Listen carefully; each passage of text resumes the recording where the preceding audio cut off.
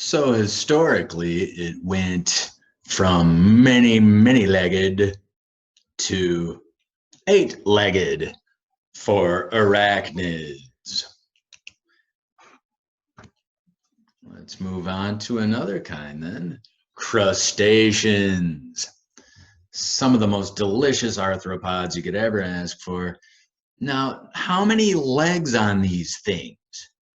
Look at that crab right there. How many legs has a crab? There are 10.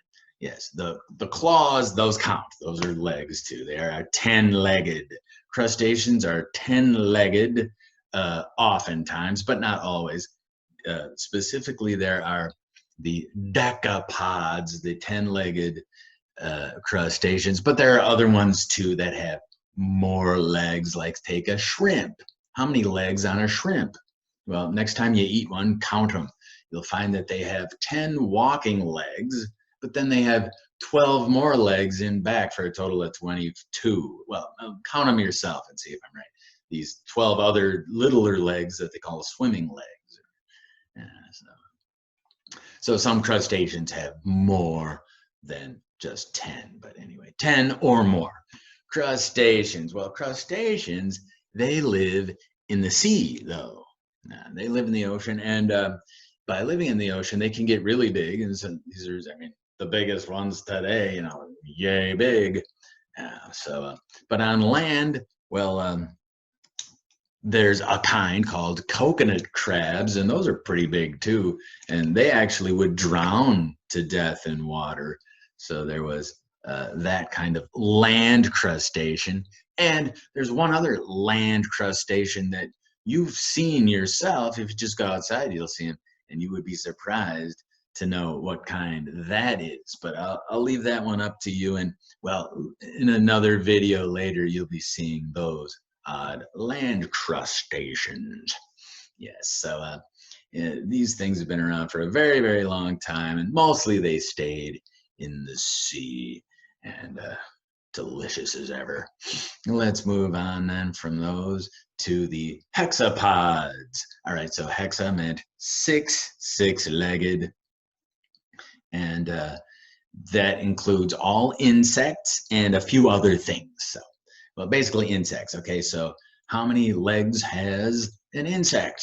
6. That's part of the definition of an insect. So all insects have 6 legs because, well, it's defined as such.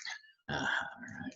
Well, so here you have a very lovely dragonfly with its 4 wings. Most insects only have 2 wings. Generally, insects have wings. Yeah, although often the nymph that I was telling you before, well, generally those do not have wings. For an example, what's the difference between a nymph grasshopper and an adult grasshopper? Well, not just the size, you know.